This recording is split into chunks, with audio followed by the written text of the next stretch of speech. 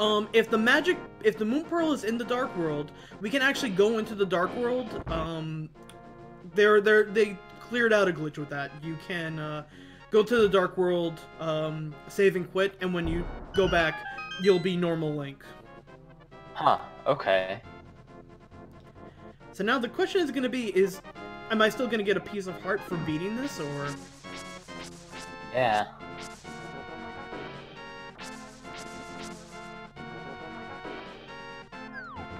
Nope, it's the male. That's the blue. Oh my god, I forgot. Was blue the best or was red the best? Red is the best. Red is the best. Okay. So now all of a sudden, like, even little things like that, like, we have to investigate everything in this world because a really crucial item could be like middle of nowhere.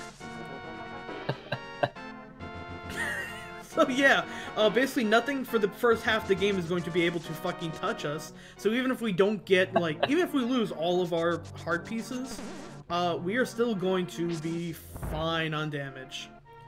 If you get the red mail, then the blue mail, similarly to if you get the Titan's Mitt or the, if you get the Titan's Mitt, then the normal power glove, the more powerful one always takes precedent.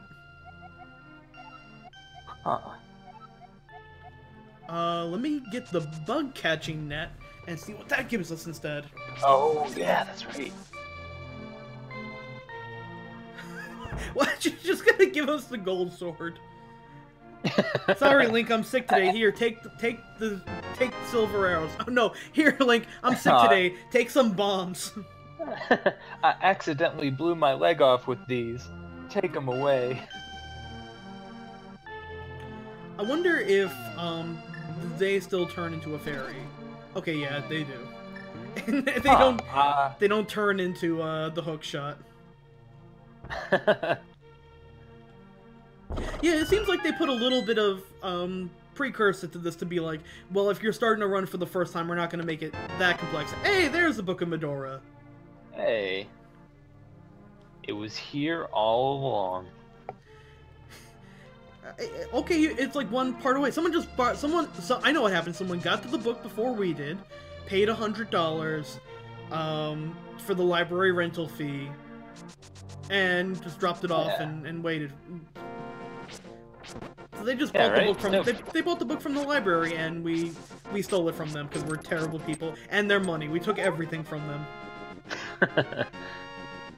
We are monsters. Alright, let's take a look and see what's actually in, oh, fuck that thief, though. Okay, these are still fake Master Swords, like, I'm like, okay. Watch they make one of them the actual, like, real Master Sword.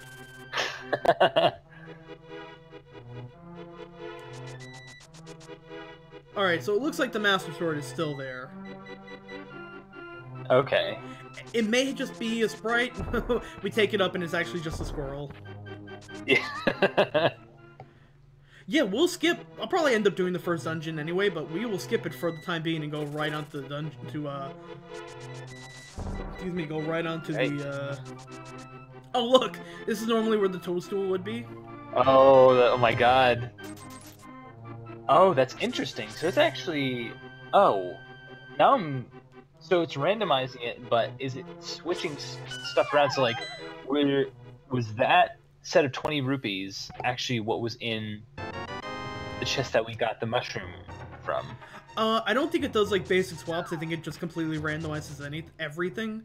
So, like... Oh, any and everything? I think there's something like 24 bombs that would be normally in chests all across the world, and we're just getting a couple of them right off the bat. And I think if it's supposed to be, like, an active sprite like the mushroom, they just replace it with the sprite of the rupees that you normally take from the, from an empty treasure chest. Ah, gotcha.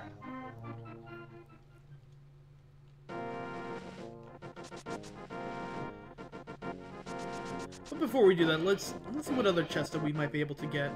Now it's kind of like a little bit of a game of me trying to, like, remember, well, what what chest can we get? Huh.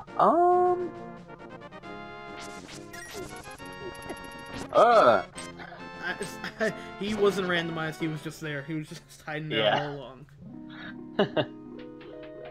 Alright, so that's still a piece of heart. Okay. We do actually have enough money for the flippers, but we don't have, I don't have the Titan mitt yet. Oh, yes, to move the boulder. Which I think you need to move the boulder. I could be... Yeah, in order to access the eastern part, I think. Oh, no, wait, hold on. Am I wrong? I think I'm wrong about that. You might actually be able to... Well, actually, even if we don't, I still have something I need to do there anyway, because I do have the mushroom. Oh, that's right. Which you even I have the powder and I have the mushroom, which means if I give the mushroom to her, she's gonna give me a different item. Oh, yes. And here we get a full heart hello. piece. You're an upgrade. Hello.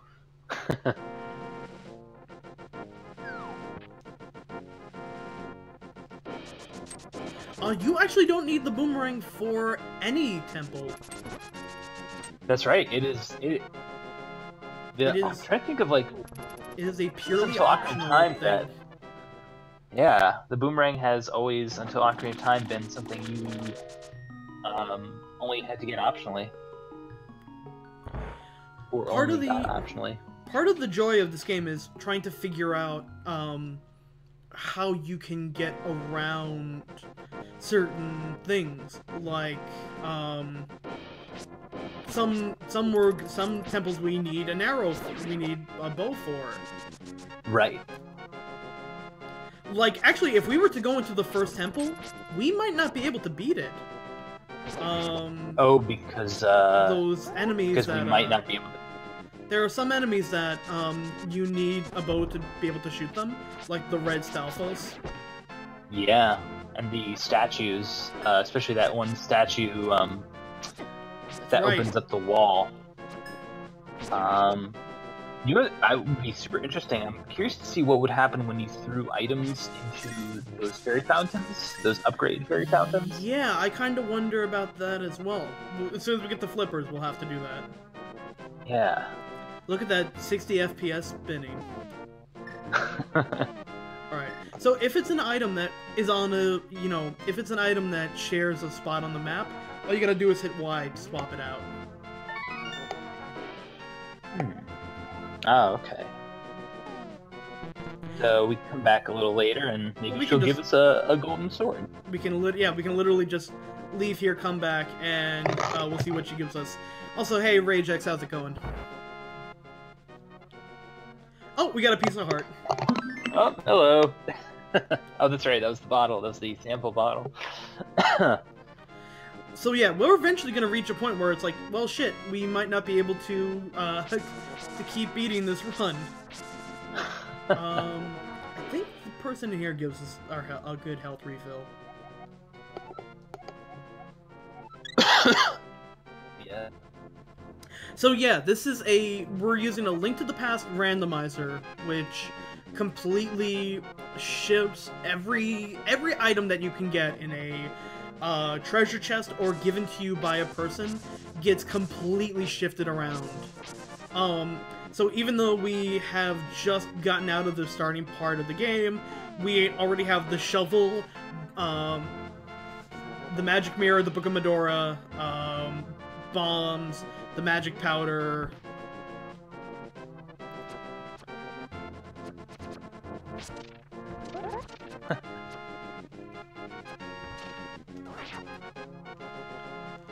So basically what we want to do at the very beginning of this is hit as many,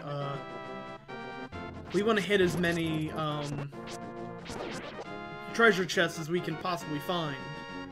Yeah, and you actually, here in the south, into the swamp area. I know there are a couple that you can drop down. I know there's like, I'm basically thinking like where all the pieces of heart I normally grab when I start a new game.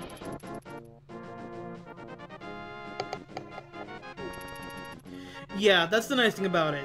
because they throw so many chests at you, it's kind of really hard to be caught in an unwinnable state in this game. Especially if you go casual randomization. Okay, nothing. Okay.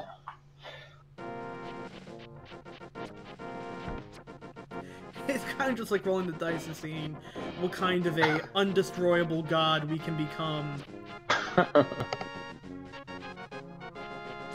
I mean, at this point, there probably is going to be a Breath of the Wild randomizer, and it's just going to be Breath of the Wild. Pretty much. I mean, knowing that most of the equipment is kind of all destructible, it's kind of like, oh well. That's gonna be interesting. I'm glad I haven't heard people call that like really annoying. I'm not usually a fan of durability. Same here, yeah. In games being an issue. So this room always fucked me up as a kid because it's like, well, I need to shoot them with an arrow perfectly. Oh my god, are you serious? Oh wow. I wasted so many arrows on this part alone.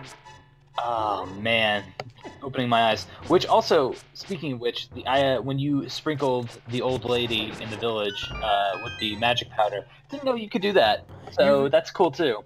Oh shit! You never knew that you could. Ooh, we Nope. picked a good room. Oh. Hello, hello. Yes, yeah, Andy. This is a Link to the Past. Okay, so we got a boomerang. We got another piece of heart. I think this person gives us some rubies, but not the 300 she usually does. The magic cape, so now we have some way. Nice. You know what? Fuck it. We got the magic cape. We're going right into Aghanim's tower. All right, yeah, let's do it.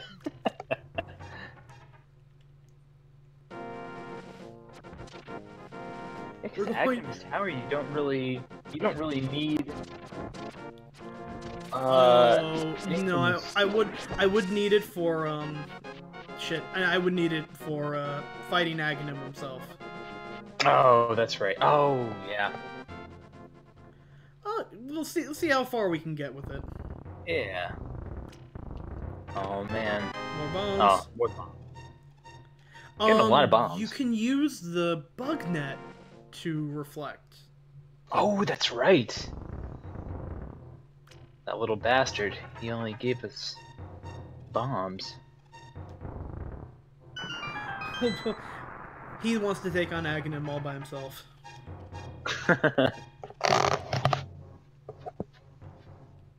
Okay, let's see what was in the swamp. And it's I think that's a drowned fairy.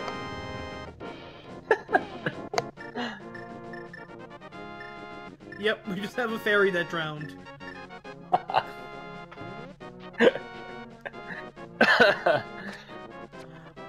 Actually, I kind of wonder how this still goes, because I know you can pick up, if you take the fish up a little bit, you can throw it in the water and it'll give you something. Oh, damn it. God damn. Didn't know that either. Oh, man. Okay, it just has rupees for us. Okay. I mean, it was probably corpse, so it probably was alive. Yeah, and if not, its corpse certainly will carry the same amount of nutrients. So yeah, no biggie. Yeah, you can take the fish boat to where I threw it to get some money. You can also carry it back to the person who sells you the bottle, and they'll give you a ton of stuff. Really? What Yeah. do they? They'll give you like bombs, arrows, rupees, any normal kind of like collectible. They'll just give you tons of. God damn. Oh yeah, the ice rod. Ooh. And then the chest next to the ice rod. That's what I'm more excited about than anything. Yeah. Might as well just keep that.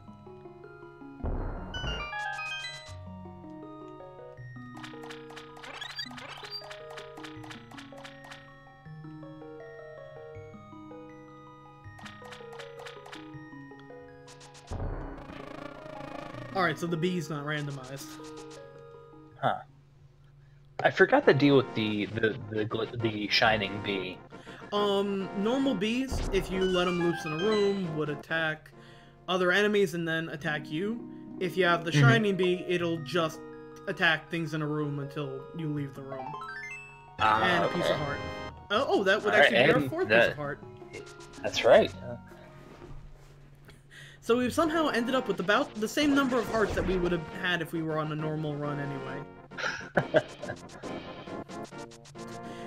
It doesn't so much randomize bees, it just puts a shitload of bees in every shrub, in every chest, in every conceivable place a bee could be. There would be a bee. Could be. It would be the sequel to Live a Live called Be a Bee. But speaking of, I just started watching an LP of a screenshot LP of Live a Live. How is that? I started playing it a while ago and I never went about finishing it up. It's pretty I didn't get far either. Yeah.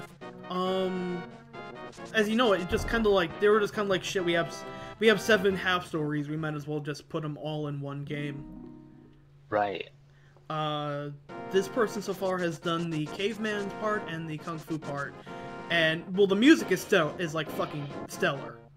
Yeah, who did the soundtrack? Was that Shimamura or? I think so. It actually, in a way, inspired some music in Undertale. Because initially, for one project, Toby Fox wanted to use the final boss music for any section is called Megalomania.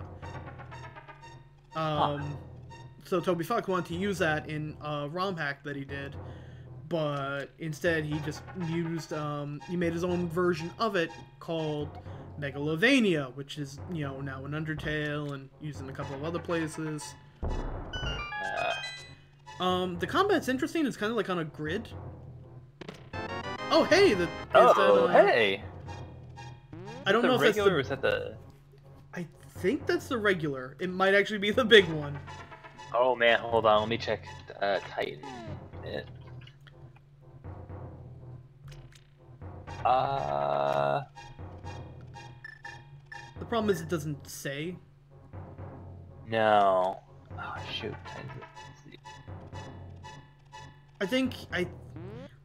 I know. That is the oh, that's the Power Glove. So that's the regular one. Okay, I know. I know it's silver and gold, but is it the details being gold and the glove being silver, or? Yeah. So that one's the Titan's mitt is more all gold, but this one's just the Power Glove. Okay, so we have the which is fine. That actually. That is A-okay. So while we're here, we might as well open the door to Temple 2. Yes. Oh my god, I completely forgot about that. We would have needed this glove anyway to open up the true second half of the dungeon. Well, actually, Andy, Homestuck actually had Megalovania in it. Toby Fox actually, before he did Homestuck, he took the track of Megalovania, which used to be the final boss music for his Earthbound Halloween ROM hack, and made it the Veriska's theme. By the way, it was oh, sorry, yep. What was that? Oh, I was gonna say Yoko Shimomura did in fact compose Live a Live. Oh, nice. Continue. I've had fun looking up like other games Square made around the time they made Final Fantasy 1, like all of the text adventures, like oh yeah, that like the Final Fantasy team did. Yeah, because I know, well, at least I know Uematsu did music for it, but did same team work on that Tom Sawyer Famicom game? I think so. Okay. I was like, There were a lot of like weird like jungle adventure games. Yeah. Actually,